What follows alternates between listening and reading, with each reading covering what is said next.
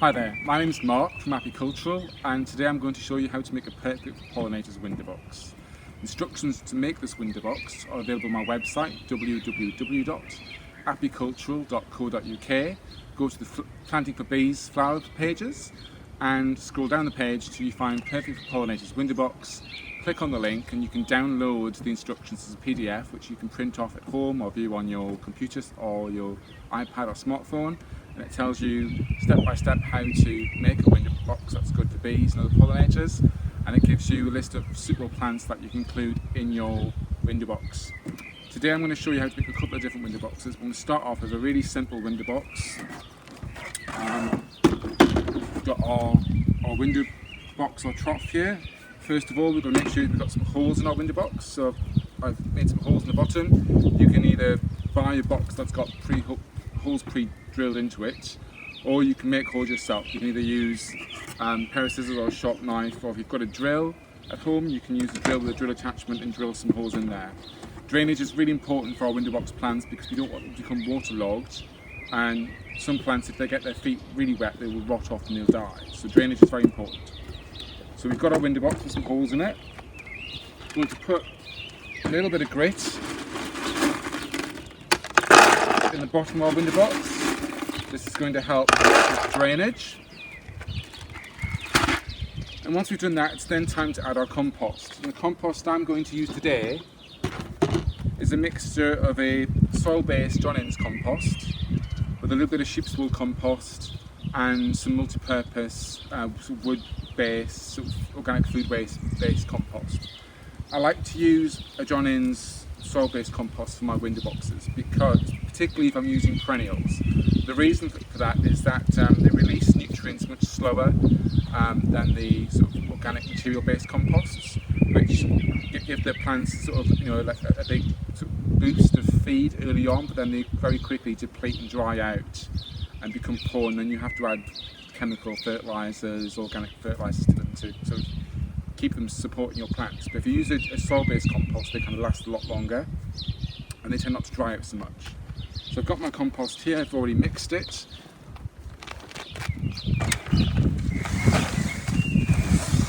So this, like I said, this is a mixture of John Innes compost, some sheep's wool compost, which is really good, has really good moisture retaining properties, so it helps stop the compost drying out. It's also got some nutrients and feed for plants.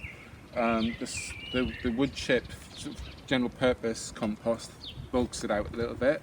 And I've also added a little bit of sharp grit and some sharp sand.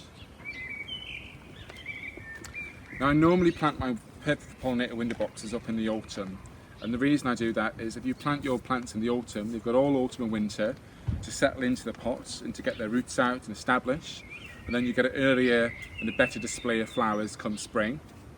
But if you plant in the autumn, it also gives you the opportunity to plant some spring bulbs. So the types of spring bulbs I like to use in my pollinator window boxes are things like Muscari, Crocuses, Chionodoxa, Squill, Dwarf tete-a-tete daffodils, Dwarf tulips and Crocuses. So you start off with, you put your bulbs, you start off with your big bulbs, so let's just use some bits of gravel, pretend these are bulbs. You put a little bit of compost in your trough, and you'd put your daffodil and your tulip bulbs into the compost first. So they want to be quite deep. Then you'd add a little bit of compost on top, and then you'd add some more bulbs. So you'd add your Muscari, your Squill, your Crocuses, a little bit of compost again, and then on the top, just about an inch or so under the surface of the soil, you'd put your Anenemone tubors, Snowdrops, things like that, because they like to be close to the surface. So you lay your bulbs like it's lasagna, like you're cooking a lasagna. Okay, so some of the plants that I'm going to put in my window box today are some Mossy Saxifrage. This is the Peter Pan type saxifrage. Pretty pink flowers, really attractive to small soldier bees like Glossum, yellow-faced bees, and some of the Halictus bees. Do a little bit more compost in there, I think, first. I'm also going to put in there some Aubrietia, some pink, purpley pink Aubrietia.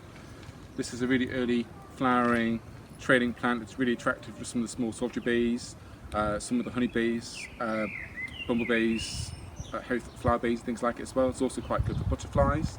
So I'm going to put some of those, then I'm going to plant a little cluster of them together. There. I'm going to put some Saxifraga Peter Pan there. I'm going to plant a little drift of those, because these are quite small plug plants. I'm going to plant them close together. I've also got some Thrift, which is a maritime seaside plant. It's very hardy, grows well in windswept, exposed conditions, tolerates the sun, forms lovely mats of foliage, grassy foliage, which get covered in pink blooms. So I'll put them in. I'm also going to put in some creeping thymes. Lovely low growing plant, forms a little carpet of vegetation, also gets covered in pinky purple flowers, which bees love. So I'm going to put them in, and then I'm going to put in some cowslips. I've got some cowslips here. These are some cowslips I grew from seed last year. Put them in.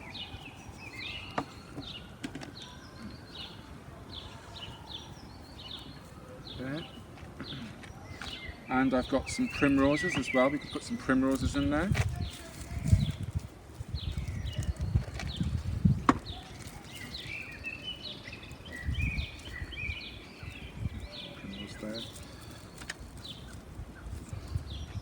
And these are all fairly early flowering varieties I'm putting in here. So I want something a little bit later flowering. I could put something like a Maiden Pink in. I've got some Maiden Pinks here, which I grew from seed. These were seeds I collected from the Olympic pot last year and grew at home, and they're nice and big now. I could put them in there. They would flower later in the summer and create a bit of late summer colour. I could also put in some Mexican fleabane in there, Rigoron. It's got little white daisy type flowers, very attractive for small soldier bees like Halictus, Elastiglossum and Cleats bees. You could put alpines in there. These are some alpines that I've been growing. They would do quite well in there. I've got some small carnations here, Alpine Carnations. This particular carnation, I can't remember the variety. It's a plant that I've had for about 7 or 8 years, and I keep taking cuttings from it, and it propagates really easy. It's very drought tolerant, gets covered in deep pink, very sweetly scented flowers, which the bees really like. Other things you could put in there, you could put some snapdragons in there. So these are some snapdragons, some antirrhinums, which I've been growing.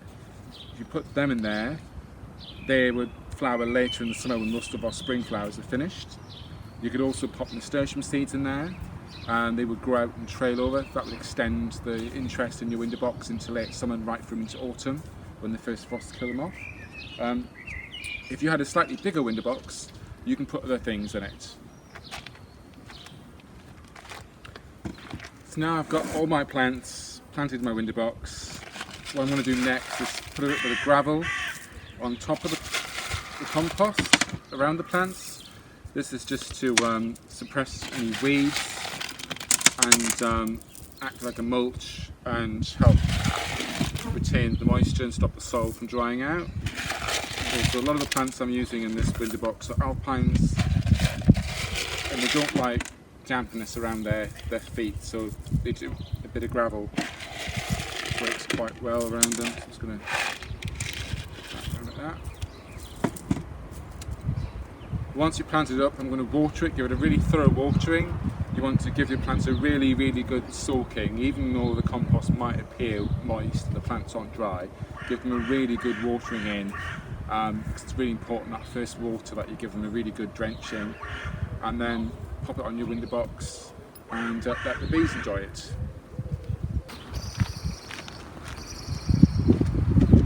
My next window box, I'm going to do a slightly different plant combination. This is a bigger window box, deeper window box, slightly bigger plants that need a bit more space. And I'm going to start off with some oregano, oregano vulgare, wild majorum. Really useful culinary herb. You can use it in Italian cooking, Asian cooking, curries, things like that. Smells lovely, gets covered in pale pink flowers, flowers from late spring right through summer into early autumn. one of the top plants for bees and one of the plants with the highest nectar production. It's also really good for butterflies. Up to at least nine different types of butterflies will visit oregano flowers to feed on, compared to broodleia, which attracts about half as many. So we'll start off by putting the oregano in there. That will form a big mass and trail, and it will cover the whole that corner of that window box. I'm then going to put in a dwarf lavender. This is a dwarf lavender called Little Lottie, very attractive bee for bees. I'm going to pop that in the middle, I think there. It's got lovely little blue flowers on it. I'm going to put some thyme in there. Thyme is another plant that's really useful for bees. Gets covered in little pinky purple flowers. Very, very drought tolerant. Will hardly need any watering at all. I'm going to put that in the corner there, and it will grow and form a little bush in that corner. I'm then going to put in a campanula. This one is a white one, but you can get them in blues and pinks and all different colours. Put that in there. These campanulas are great because they're really attractive to bumblebees. Honeybees will visit them. There's some little soldier bees called the campanula scissor bee, which feed only on campanulas. This is quite a useful plant for them. And these are quite good campanulas because they sucker and they run, and they form a big clump, and you can lift them up and divide them quite easily. So I'm going to put that there. I've got another type of campanula here, which is a blue flowered campanula. This is a trailing campanula, and there's lots of different types of trailing campanula. I'm going to plant this trailing campanula sort of at the back here. Put that in there. And then, let me see, I've got some Echium bluebedder. This is a relative of Viper's bugloss, which is one of the best plants for bees. And this is an annual type of bugloss. And I'm going to plant this in the window box because this will flower pretty quickly and get plumes of blue flowers on it, which are highly attractive to bees and butterflies. And it will provide a lot of interest in the first year, and it'll provide some interest whilst the other plants are establishing and growing. So I'm going to put that in here. Put that there. Not put that in the middle. Put that there. And then last, I'm going to put some bugloss in. So this is bugle, a juga. It's a creeping perennial, lovely pretty blue flowers, very attractive to bees. Honeybees like it, bumblebees like it, lots of little soldier bees like it. I'm going to put that at the front there, I think, where it can sort of trail and hang over the edge and look pretty. And I think I'm going to put some pansies in there. I've got some viola here. These are Viola Hannah May, which is a really nice little sweet scented pansy with pale cream and yellow flowers. It's very good for bumblebees and honeybees. I'm going to put them in, again, these are annuals. I'm going to put them in to use them as fillers, just to fill out the box until the other plants establish and take up the space. I'm going to pop some of those in there. And I'm also going to put some bird's-foot trefoil in. I've got some bird's-foot trefoil here, lovely yellow flowers, pea-like flowers. It's related to clover. Very attractive bee plant. We'll put that there and it can trail over that edge. Put that there. And then we'll fill around the spaces with some more compost.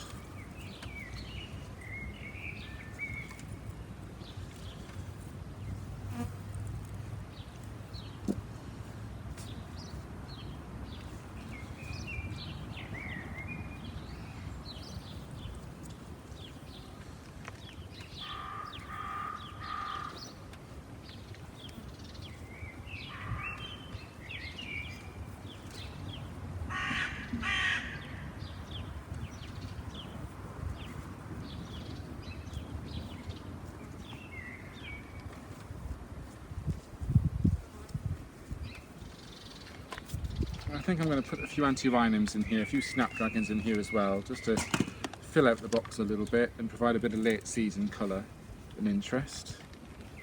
Because these will flower later on in the year. I've grown these from seed and they're going to take a while to reach flowering. So that's my second bee-friendly, pollinator-friendly window box. Also using lots of culinary herbs, lavender, rosemary, thyme, oregano and thyme, which you can use in cooking as well, or use for making like herb patches to put on your pillow and in your closet, to freshen your clothes, things like that.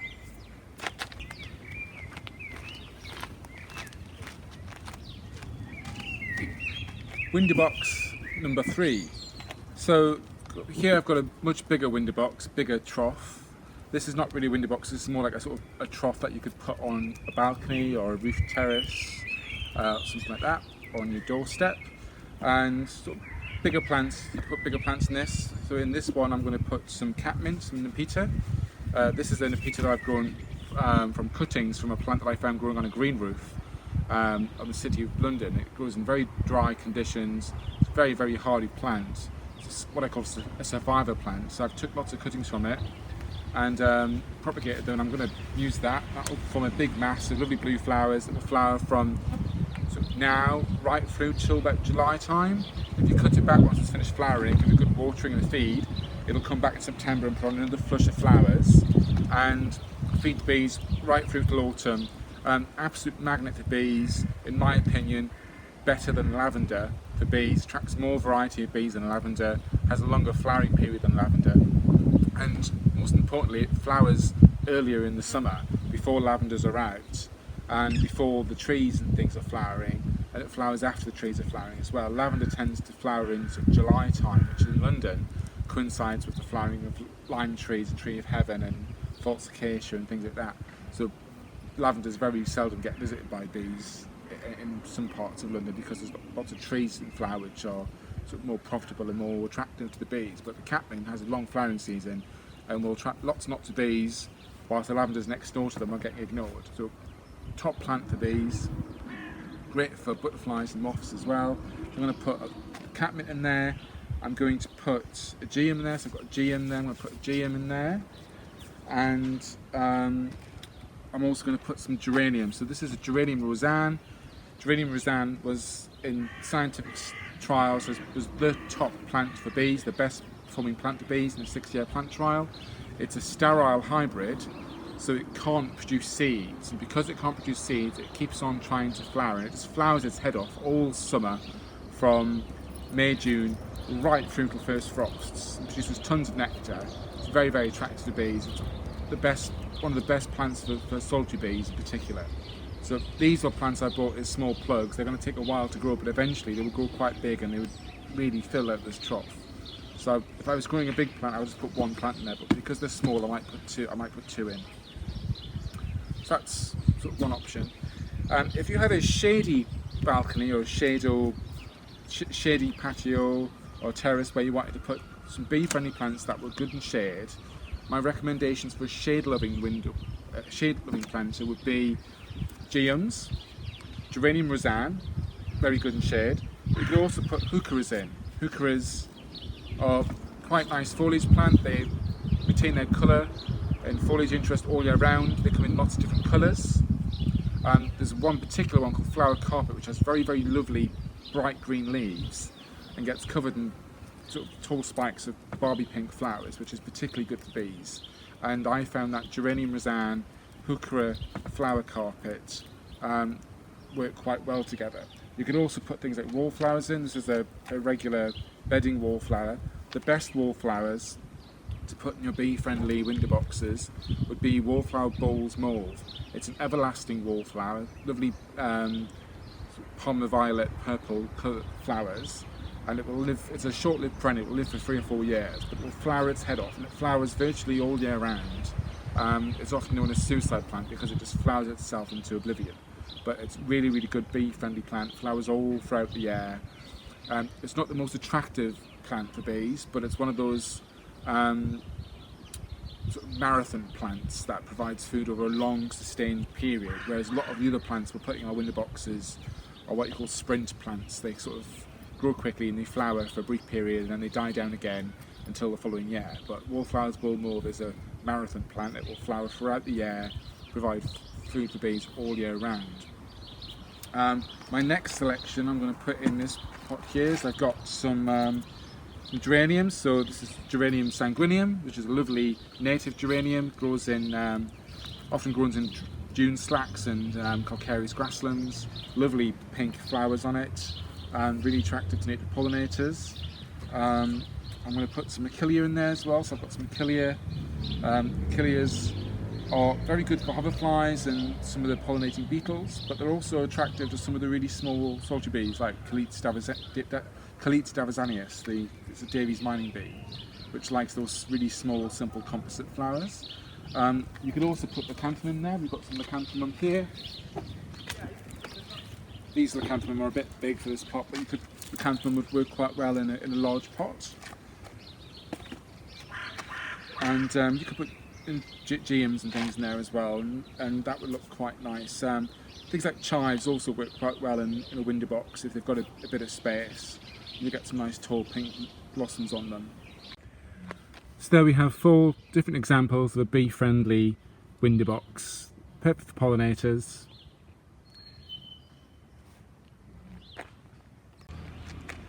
If you'd like to have a go at making your own perfect for pollinators window box during the lockdown, you might struggle to get hold of plants because lots of garden centres are currently closed. But you can still get compost and plants mail order from some suppliers, and some garden centres are doing home deliveries. Today the plants that I've used have come from Rosy Bay Nurseries. They supply the plants in these large plugs. They're called maxi plugs. They're quite big, well established plants, lots of roots on them, will flower in the first year. They're a specialist plants for pollinator supplier. They grow their plants in peat-free organic compost.